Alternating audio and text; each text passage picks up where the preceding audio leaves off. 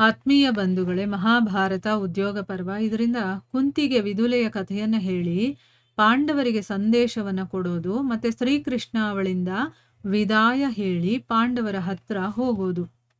ಈ ವಿಚಾರದ ಬಗ್ಗೆ ನಾವು ತಿಳ್ಕೊಳ್ತಾ ಇದ್ವಿ. ಓದ ಭಾಗದಲ್ಲಿ ಆ ಒಂದು ಪ್ರಸಂಗವನ್ನ ಕುಂತಿ ಹೇಳಿ ಇದು ಎಷ್ಟು ಉತ್ಸಾಹವನ್ನ ಕೊಡೋದು, ತೇಜಸ್ಸನ್ನ ವೃದ್ಧಿಗೊಳಿಸುವಂತ ಒಂದು ಘಟನೆ ಅಂತಂದ್ರೆ, ಯಾವುದಾದ್ರೂ ರಾಜ ತನ್ನ ಶತ್ರುಗಳಿಂದ ಪೀಡಿತನಾಗಿ ಕಷ್ಟಪಡ್ತಾ ಇದ್ರೆ ಆ ಸಮಯದಲ್ಲಿ ಮಂತ್ರಿ ಆಗಿರುವಂಥವನು ಈ ಒಂದು ಕಥೆಯನ್ನ ಹೇಳಬೇಕು, ಈ ಒಂದು ಘಟನೆಯನ್ನ ಹೇಳಬೇಕು.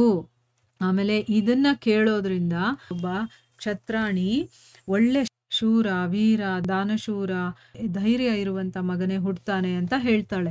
ಆಮೇಲೆ ಮುಂದುವರೆದು ಹೇಳ್ತಾಳೆ, ಕೇಶವನೇ ನೀನು ಅರ್ಜುನನಿಗೆ ಹೇಳು. ಈಗ ಅರ್ಜುನನಿಗೆ ಏನು ಹೇಳಬೇಕು ಅಂತ ಅಂದ್ಬಿಟ್ಟು ಇಲ್ಲಿ ಹೇಳ್ತಾ ಇದ್ದಾಳೆ. ನೀನು ಹುಟ್ಟೋ ಅಂತ ಸಮಯದಲ್ಲಿ ಅಂದ್ರೆ ಅರ್ಜುನನಿಗೆ ಈ ಮೆಸೇಜ್ ಕೊಡು ಅಂತ ಹೇಳಿ, ನೀನು ಅಂದ್ರೆ ಇಲ್ಲಿ ಅರ್ಜುನ ಅಂತ ಅರ್ಥ. ಹುಟ್ಟೋ ಅಂತ ಸಮಯದಲ್ಲಿ ನನಗೊಂದು ಆಕಾಶವಾಣಿ ಆಗಿತ್ತು. ಏನು ಅಂತಂದ್ರೆ, ಕುಂತಿ ನಿನ್ನ ಈ ಮಗ ಇಂದ್ರನ ಹಾಗೆ ಆಗ್ತಾನೆ.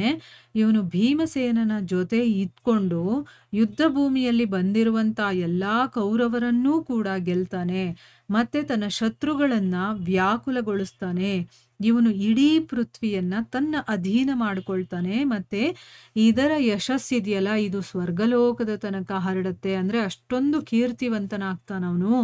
ಶ್ರೀಕೃಷ್ಣನ ಸಹಾಯದಿಂದ ಇವನು ಎಲ್ಲಾ ಕೌರವರನ್ನು ಸಂಗ್ರಾಮದಲ್ಲಿ ಕೊಂದು ಕಳ್ಕೊಂಡಿರುವಂತಹ ತನ್ನ ಪಿತೃಗಳ ಅಂಶವನ್ನ ಅವನು ಪಡ್ಕೊಳ್ತಾನೆ. ಅಂದ್ರೆ ಈಗ ಕೊಡಲ್ಲ ಅಂತ ಹೇಳ್ತಾ ಇದಾರಲ್ಲ ರಾಜ್ಯ, ಅದನ್ನ ಮತ್ತೆ ಅವನು ವಾಪಸ್ ಪಡ್ಕೊಳ್ತಾನೆ. ಆಮೇಲೆ ತನ್ನ ಸೋದರರ ಸಹಿತ ಅವನು 3 ಅಶ್ವಮೇಧ ಯಜ್ಞಗಳನ್ನು ಕೂಡ ಮಾಡ್ತಾನೆ ಅಂತ ಆಕಾಶವಾಣಿ ಹೇಳಿತ್ತಲ್ಲ, ಅದನ್ನ ಹೇಳಿ ಈಗ ಹೇಳ್ತಾಳೆ, ಕೃಷ್ಣ ನನ್ನ ಇಚ್ಛೆ ಹೇಗೆ ಆಕಾಶವಾಣಿ ನುಡಿದಿತ್ತೋ ಹಾಗೆ ಆಗ್ಲಿ ಅಂತ ಅಂದ್ಬಿಟ್ಟೆ. ಇವಾಗ ಅದು ಏನು ಹೇಳಿತ್ತೋ ಹಾಗೆ ಆಗ್ಬೇಕು ನನಗೆ. ಮತ್ತೆ ಧರ್ಮ ಏನಾದ್ರೂ ಸತ್ಯನೇ ಆಗಿದ್ರೆ ಹಾಗೆ ಆಗುತ್ತೆ. ಯಾಕಂದ್ರೆ ನನಗೆ ಸುಳ್ಳು ಆಕಾಶವಾಣಿ ಅಂತೂ ಕೇಳಿಸಿರ್ಲಿಕ್ಕಿಲ್ಲ, ಆಗೋದಂತೂ ನಿಜ. ಯಾಕಂದ್ರೆ ನನ್ನ ಮಕ್ಕಳು ಧರ್ಮದಿಂದ ನಡ್ಕೊಂಡಿದ್ದಾರೆ. ನೀನು ಅರ್ಜುನ ಮತ್ತೆ ಭೀಮಸೇನನಿಗೆ ಹೀಗೆ ಹೇಳು ಅಂತ ಅಂದ್ಬಿಟ್ಟು ಹೇಳ್ತಾನೆ.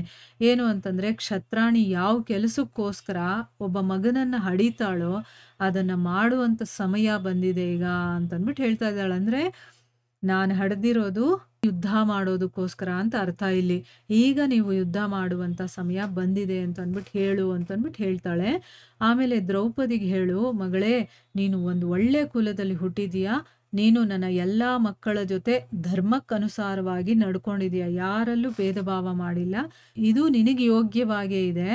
ಮತ್ತೆ ನಕುಲ ಸಹದೇವರಿಗೆ ಹೇಳು, ನೀವು ನಿಮ್ಮ ಪ್ರಾಣಗಳನ್ನ ಒತ್ತೆ ಇಟ್ಟು ಪರಾಕ್ರಮದಿಂದ ಗಳಿಸಿರುವಂತಹ ಭೋಗಗಳನ್ನ ಭೋಗಿಸುವಂತಹ ಇಚ್ಛೆಯನ್ನ ಇಟ್ಕೊಳ್ಳಿ. ಅಂದ್ರೆ ಬೇರೆಯವ್ರು ಹಾಕಿದ ಒಂದು ಭಿಕ್ಷೆಯಲ್ಲಿ ಇರೋದಕ್ಕಲ್ಲ ನೀವಿರೋದು, ನೀವು ಕಷ್ಟಪಟ್ಟು ಗಳಿಸಿರ್ತಿರಲ್ಲ ಅದನ್ನ ತಿನ್ಬೇಕು, ಅದನ್ನ ಭೋಗಿಸ್ಬೇಕು ನೀವು.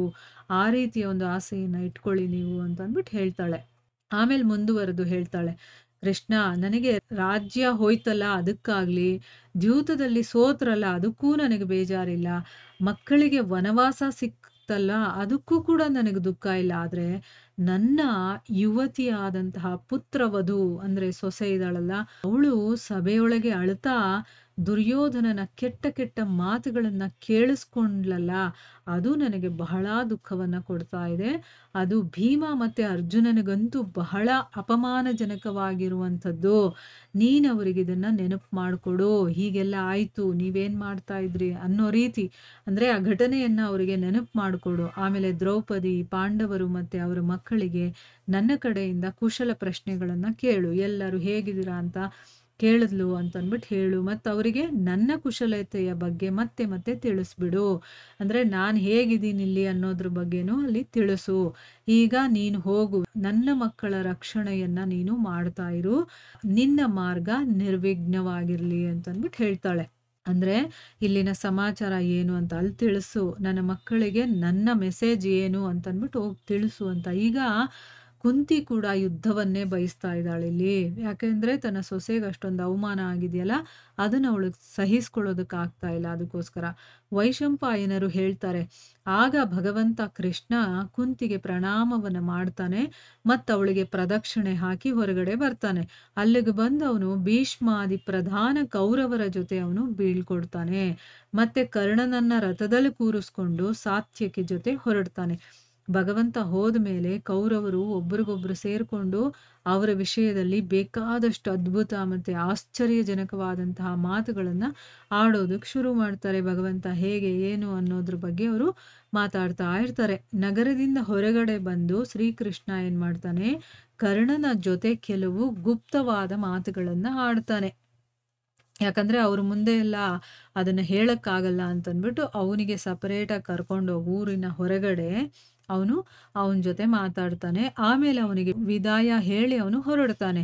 ಆ ಕುದುರೆಗಳು ಎಷ್ಟು ವೇಗವಾಗಿ ಹೊರಟುವು ಅಂತಂದ್ರೆ ಆ ದೀರ್ಘವಾದಂತಹ ಮಾರ್ಗವನ್ನ ಮಾತಾಡ್ತಾ ಇದ್ದ ಹಾಗೇನೆ ಅವನು ಉಪಪ್ಲವ್ಯಕ್ಕೆ ಬಂದು ಬೇಗ ತಲುಪ್ತಾನೆ. ಅಂದ್ರೆ ಅಷ್ಟು ಫಾಸ್ಟ್ ಆಗಿ ಆ ಕುದುರೆಗಳು ಬರುತ್ತೆ. ಈಗ ಉಪಪ್ಲವ್ಯಕ್ಕೆ ಬಂದಿದ್ದಾನೆ. ಮುಂದೇನಾಗುತ್ತೆ ಅಂತ ನಾವು ಮುಂದಿನ ಭಾಗದಲ್ಲಿ ತಿಳ್ಕೊಳ್ಳೋಣ.